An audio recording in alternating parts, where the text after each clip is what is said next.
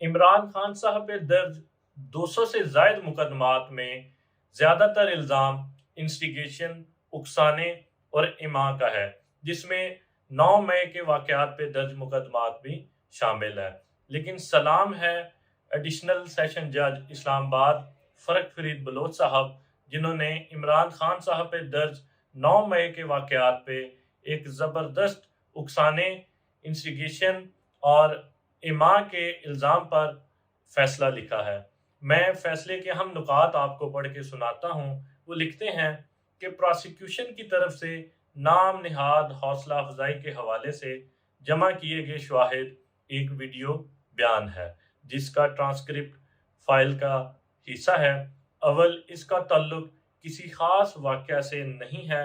دوسرا یہ کہ اس میں کوئی ایسا لفظ استعمال نہیں کیا گیا جسے اکسانے کے طور پر لیا جا سکتا ہے، جیسا کہ P P C section 107 Pakistan penal code میں کہا گیا ہے۔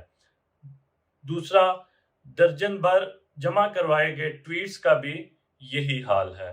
پھر لکھتے ہیں کہ وقوع کے وقت عمران خان جیل کی سلاخوں کے پیچھے تھے، اور یہ کہنا بھی مذاق خیز ہے کہ عمران خان نے خود اسلام آباد ہائی کورٹ کے احاطے سے اپنی غیر قانونی گرفتاری کی چال چلی تاکہ وہ اپنے نام نہاد تشدد کے خفیہ منصوبے پر عمل کر سکیں۔ پھر وہ اپنے فیصلے میں سب سے زیادہ ضروری بات وہ لکھتے ہیں کہ کسی شخص کو مجرمانہ مقدمے میں پھنسانے کا ایک مضحکہ خیز طریقہ ہے جو پولیس پراسیکیوشن کی طرف سے واضح طور پر بدنیتی اور غلط مقصد کی عکاسی کرتا ہے۔ سر، سلام ہے پوری قوم کا آپ کو۔ آپ نے ایک زبردست